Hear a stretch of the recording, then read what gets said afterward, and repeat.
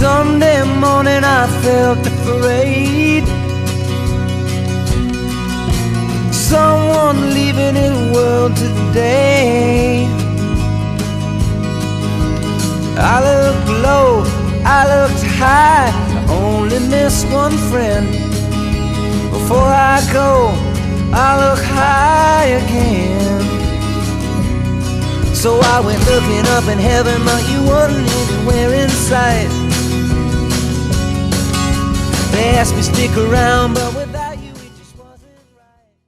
Boa noite, povo abençoado de Deus, tudo bem com vocês? Hoje de uma maneira diferente, né? Vim cá eu gravar um vídeo para vocês. Peço que vocês ignorem aí as minhas olheiras, né? Olhar cansado, mas vocês vão entender, né? Hoje não foi um dia muito fácil para mim e eu vou explicar para vocês, né? O porquê. A gente fica protelando, adiando, sempre é para me gravar esse vídeo. Nesses 3 anos de canal, eu dei uma parada, retornei agora recentemente e sempre tive vontade de contar a minha história, né? Da forma real, a minha vida tal, mas a gente sempre fica com medo, né, de interpretarem mal, achando que a gente quer aparecer, quer pseudo, né, ganhar em cima da história ou se fazer de vítima, e não é nada disso. Hoje eu me sinto bem em relatar, talvez no momento que eu queria gravar, eu não estava preparada para estar gravando, né, nesse momento que eu vim aqui hoje. Tudo tem um tempo determinado na vida da gente, eu creio que o tempo é esse, porque muitas coisas têm ocorrido na minha vida, muitas coisas têm acontecido, eu retornar para o canal, várias outras coisas que aconteceram comigo também, que vocês acompanham aí da realização do sonho da minha chácara, pequena, mas é minha, né, que Deus me concedeu, estou trabalhando nela, e logo vocês vão ver aí uma chácara muito linda. Então, agora no início eu já peço para você que nem é inscrito no canal, se inscreva aí, tá? Não esqueça de deixar o seu joinha aí pra gente, que eu vejo que a quantidade de visualizações não corresponde à quantidade de joinha. E se você deixar teu joinha aí, você vai ajudar o nosso canal a alavancar e mais pessoas poderão assistir também o nosso vídeo. E hoje eu queria falar de uma coisa diferente, um pouco da história da minha vida, né? Eu me chamo Rose Machado, né? Mais precisamente Roselene Machado de Souza. E depois que eu casei, me tornei da Silva, né? E o meu canal aí, recentemente mudado, né? Como Rose Machado, que é o que todo mundo me conhece mesmo, né? Eu falo que é o meu nome social. Quando eu iniciei o canal há 3 anos atrás, né? Eu tinha um sonho falei do sonho de ter uma chácara, o sonho de ter um canal no YouTube, né? A gente sabe que é muito difícil, né? As dificuldades batem na porta, que não é tão fácil assim a gente conseguir, né? E nesses 3 anos atrás, né, onde eu iniciei, logo veio a pandemia, eu dei uma parada nos vídeos também, que várias coisas ocorreram na minha vida, e acabei parando um pouco. E recentemente eu voltei com os meus vídeos, né? E sempre falando para vocês, né, que um dia eu ia falar, né, sobre a missão, uma missão que eu faço lá em Platina, que já perdura desde fevereiro. Por que eu venho contar minha história aqui? Porque talvez eu possa alcançar corações, talvez você que está aí do outro lado assistindo esse vídeo, talvez você tenha passado pela mesma coisa. Tamo junto aí, você não vai se sentir sozinho nisso, né, nessa situação que você tá passando. Então eu nasci num lar, desde que eu me conheço por gente, um lar de alcoólatra, né, pai separado, desde que eu me entendo por gente, meu pai foi embora, deixando minha mãe com os filhos tudo pequenininho, eu era muito pequena, tanto que eu nem me lembrava dele, porque a minha casa onde eu morava era uma casa muito velha e a gente brincava debaixo do assoalho. E a última imagem que eu tenho de pai era as pernas dele com uma mala saindo e subindo a rua, com quem vai destino à avenida. Eu morava ali em Assis na época, mais precisamente no bairro do Bonfim, para quem conhece aí. E essa é a única imagem. E depois disso, as dificuldades que com a ida dele, né, o abandono dele, eu lembro que minha mãe lutava muito para trabalhar, para colocar o pão na mesa nossa, Era muito dificultoso e a gente, como criança, às vezes a gente não tem noção, né? Porque quando a gente é criança, tudo é tão lindo, né? Tudo é tão maravilhoso, né? Por isso que a gente fala que a gente queria ser criança para sempre, né?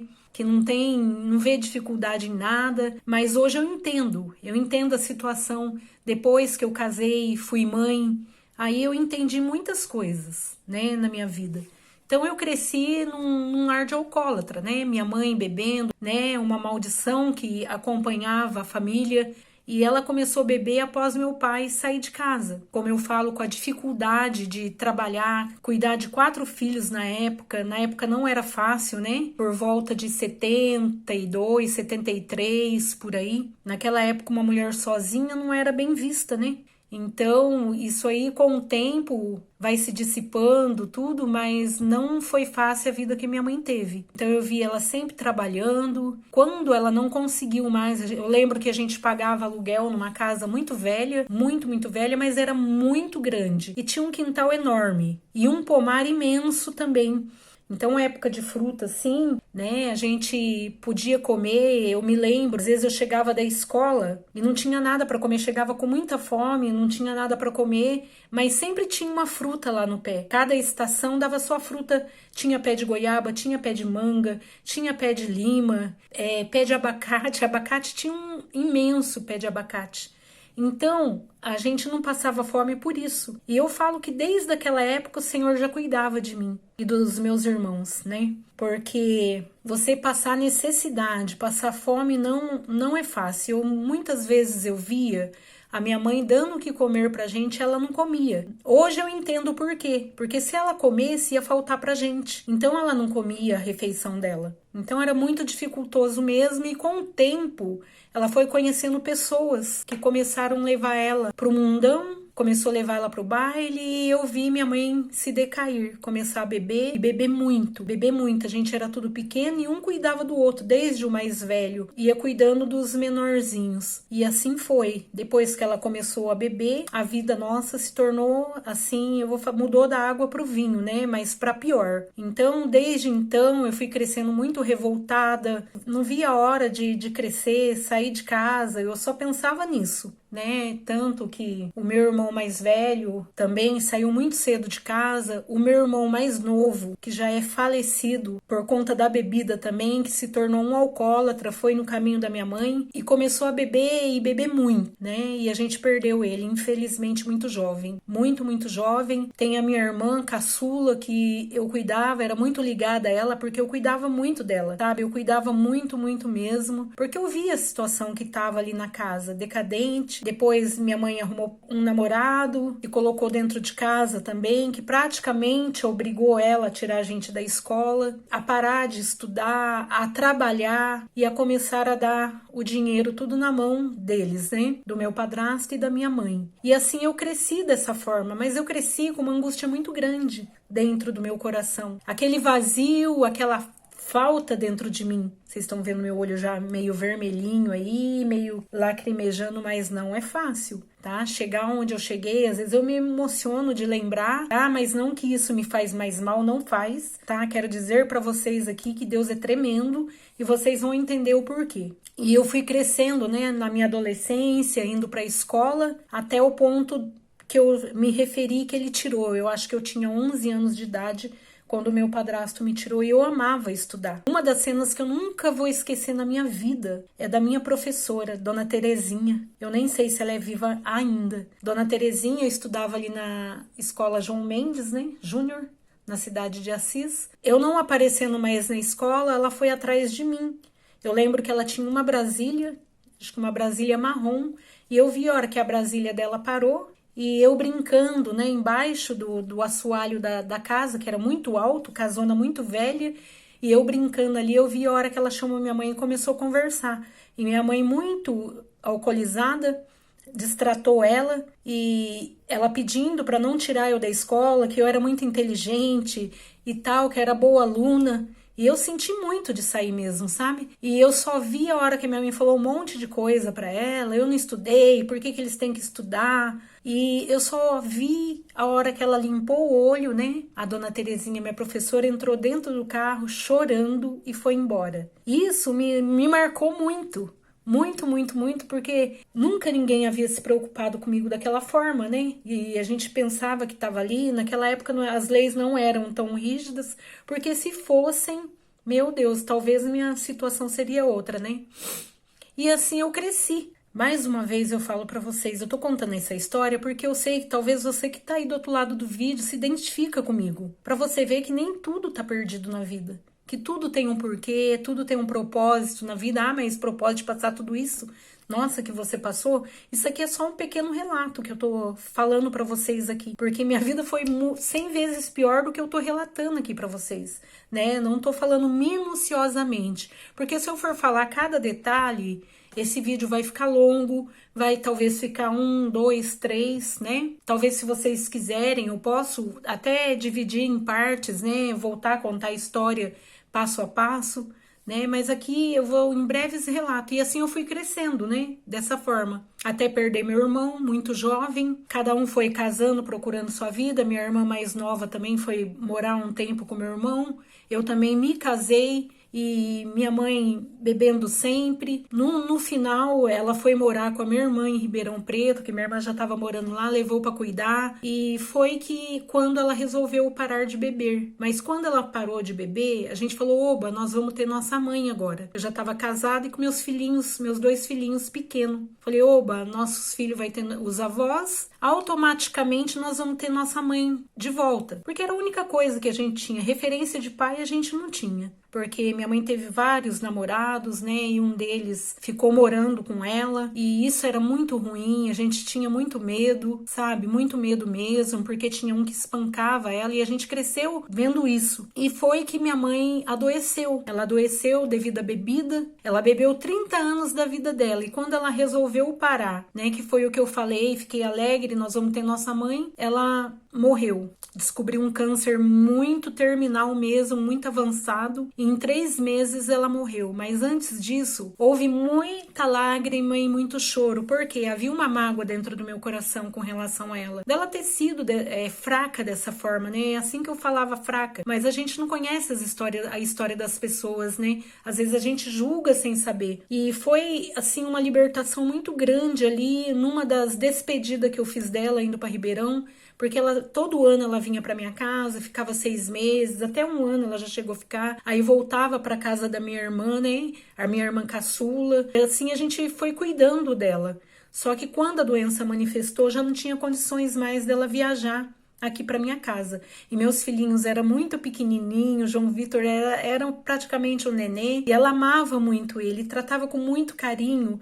Era como se ela quisesse recuperar todo aquele tempo que ela perdeu, né, de não cuidar direito da gente por conta da bebida, do muito trabalho que ela tinha, porque sozinha. Criar 4 filhos pagando aluguel não é fácil, né? Não, nunca foi, né? Por isso que eu falo, vou dar uma pausinha aqui, por que o inimigo tenta tanto contra a família? Por que o inimigo é tão preocupado com a família em separar o papai e a mamãe? Porque ele luta, porque ele sabe que se ele destruir a família, o casal, ele consegue desestruturar os filhos, consegue levar os filhos para as drogas, para a bebida, acaba-se o lar. Por isso que ele é tão preocupado, né? E eu dou uma paradinha aqui, olha pela sua casa, ora pela sua família, você que tá vendo esse vídeo aí, hoje mesmo, não vai dormir sem orar pela sua casa, sem ungir tua casa, sem pedir a Deus para abençoar tua família, porque o inimigo, ele veio para matar, roubar e destruir. E foi isso que ele fez na minha casa, na vida da minha família, tá? Na vida dos meus. E não para por aí a história.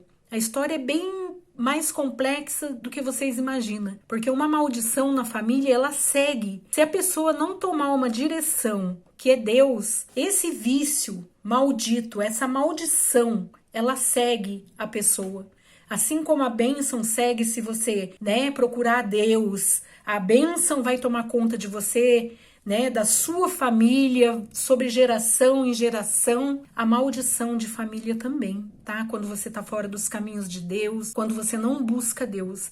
E foi dessa maneira que eu cresci, vendo tudo isso, a ponto de que com 13 anos, eu me lembro que eu trabalhava num lugar muito longe da minha casa, né? Eu já morava em outro lugar, já adolescente, e eu ia trabalhar, eu atravessava a linha do trem. Eu lembro que eu atravessava a linha do trem para chegar nesse meu trabalho. Por várias vezes eu olhava para aquele trilho e eu pensava, Deus, não tem mais jeito para mim. Desculpa aí, pessoal, tá? Voltando aqui, tá? E eu olhava para aquele trilho e eu falava, Deus, não tem mais nada, o Senhor não tem mais nada para mim nessa vida. Olha que vida. Vou chegar lá na minha casa, vou ver minha mãe caída na cama, bêbada, vou ter que limpar toda a casa, fazer janta para meus irmãos e ainda correr o risco de apanhar do meu padrasto na hora que ele chegar, porque ele judiava muito da gente, ele judiava muito, ele tinha uma raiva assim que incomum, sendo que a gente trabalhava e dava o dinheiro na mão dele, né? Mesmo assim, ele judiava muito da gente. E por várias vezes, eu olhando para aquele trilho, eu queria saber que hora será que o trem vai passar? E a minha vontade era deitar naqueles trilhos lá e esperar o trem passar. Falei, porque eu não aguento tamanha dor. Por várias vezes eu pensei sobre isso. Mas existe um Deus na vida da gente, um Deus tão misericordioso, que olhou lá do céu para minha vida. E através de uma pessoa, né, que ele colocou no meu caminho, eu pude conhecer esse Deus tão maravilhoso, tão imenso. E ele entrou na minha vida. E desde o momento que eu aceitei a Jesus como meu Salvador, a minha vida se transformou. Para melhor? Não, para pior. Porque aí eu sofri o dobro dentro da minha casa. Mas era uma paz tão interior que vocês nem sabem. A ponto da minha mãe negar comida pra gente. Se a gente fosse pra igreja, comecei a levar minha irmãzinha, que era muito pequena, comecei a levar comigo e a gente saía, ela saía atrás bêbada, gritando. Ela falou, se vocês for, vocês não vão comer hoje. E a gente preferia ir cultuar a Deus do que comer. Então o que acontecia? Ela não deixava a gente comer. E se ela ouvisse a panela, a hora que a gente voltasse, o barulho da panela, ela levantava. Então a gente evitava, não mexia, a gente ia para cultuar, porque era muito bom. Meu Deus, como era bom! A gente voltava com fome, e tinha um pé de limão no fundo da minha casa. E meu irmão, que é falecido hoje, ele tinha um cachorro, um capa preta, que ficava amarrado bem no pé desse limão. Então, até ele, eu falo que até ele colaborava com a gente. A gente ia lá pé por pé, pegava uns limões, limão rosa, e falava pro Roger era o nome dele, fica quietinho aí. E ele colaborava com a gente. Aí a gente ia, que a casa era grande, né, e no fundo tinha a despensa onde ficavam os mantimentos. A gente pegava uma leiteira, que era a leiteira de fazer café, colocava pro meio de água, espremia os limão, colocava açúcar, nem mexia com a colher, a gente só rodava ali e a gente tomava. Minha irmã vai estar vendo isso, ela vai chorar. Mas não é pra chorar não, minha irmã, porque Deus já fez coisas lindas na nossa vida. Ela vai ser emocional, tenho certeza. Eu tomava um pouco e ela tomava outro pouco. E a gente limpava tudo, deixava tudo arrumadinho para no outro dia minha mãe nem meu padrasto desconfiar. E a gente ia dormir, parecia que a gente tinha comido um banquete, sabe? Então, com o passar do tempo, eu me casei, né, com essa pessoa que me apresentou Jesus. Graças a Deus, que é um servo do Senhor, um homem de Deus, forjado na batalha, homem de guerra, homem assim, que eu vou falar, né? Se eu for falar aqui, eu sou suspeita para falar dele, mas que me apresentou Jesus, que foi um momento muito bom na minha vida, a partir do momento que eu aceitei Jesus. Logo eu me casei também, as coisas mudaram tudo. Minha mãe separou desse homem também, que só judiava dela. Infelizmente o meu irmão também, aí começou a beber mais, se decair na vida. Aí eles foram embora para casa da minha irmã, arrumaram um sítio lá para eles trabalharem, né? No começo eles não bebiam, mas depois começou a beber e tudo ficou muito enrolado lá, né? Eles ficaram morando com a minha irmã. Eles ficaram ali morando com a minha irmã e a minha mãe parou de beber de vez. Aí ela sempre vinha para minha casa, ficava 6 meses, já chegou a ficar 1 ano, como eu falei. e ia para casa da minha irmã, até o momento que a gente descobriu que ela estava doente. Eu acredito que quando ela parou, ela já sentia que ela estava doente, né? E foi assim questão de 3 meses. O médico mandou chamar a gente e já desenganou. Falou, pode levar para casa, nós não vamos nem operar. E foi 3 meses assim de sofrimento. E numa dessas idas e vindas, olha como que o Espírito Santo, ele trabalha na vida da gente. E numa dessas idas e vindas que a gente ia, voltava, eu sabia que esse é o último dia. Cheguei lá na casa dela em Ribeirão Preto e ela chorou muito na hora que a gente veio embora, e através daquelas lágrimas, ela chorando de lá e eu chorando de cá na porta do carro, o Espírito Santo começou a limpar meu coração, porque no fundo ele sabia que eu precisava perdoar ela, eu precisava liberar o perdão para ela, e ela, através das lágrimas dela, ela me pedia perdão e eu sentia, porque o Espírito Santo testificava isso no meu coração. E naquele dia eu vim embora, e naquela mesma semana aí eu recebi um telefonema à noite e eu disse, quando o telefone tocou na minha casa, falei pro meu esposo, minha mãe partiu. E aí eu recebi a notícia, né, que ela havia falecido, né. Mesmo a gente, né, a gente não tá preparado para perder ninguém, né. Foi muito difícil, foi muito duro, principalmente para minha irmã que vivenciou os últimos momentos dela, mas eu estava em paz comigo mesmo e tenho certeza que ela partiu em paz também. Se arrependeu de todas as coisas que ela fez, porque minha irmã, no decorrer da doença, várias pessoas foram orar com ela e ela aceitou Jesus como salvador da vida dela. E passou o tempo. E agora, há pouco tempo, né, há uns 6 meses atrás, um desejo muito grande no meu coração. Porque até então, eu nem pensava na palavra pai. Sabia que tinha um, mas não sabia para onde andava, né, aonde que se encontrava. E eu comecei a me questionar dentro de mim, né? Por que será que eu tô com esse sentimento? Eu dormia e acordava pensando no meu pai. Falei, meu Deus, onde será que esse homem tá? Onde será que ele se encontra, né? Por que ele abandonou a gente? Por que ele foi embora? E aquele desejo começou a nascer no meu coração, de procurar onde ele estava. Então eu tenho uma pessoa que entende muito disso, e através disso a pessoa descobriu até a cidade que ele estava, que é a cidade aqui perto. Por isso que vocês estão descobrindo, porque sempre eu falo Missão Platina. Eu sempre posto, né, no Reels, no Facebook, né, Missão Platina. Então eu descobri que ali morava o meu pai. Aí começou minha luta, entrei em contato com uma pessoa maravilhosa lá na cidade, né, e liguei, e eu consegui falar e relatei minha história para essa pessoa. Ela falou, vem, porque essa pessoa nem sequer mencionava a gente, né, que tinha filhos, né? Só que você vem preparada. Eu falei, opa, preparada como?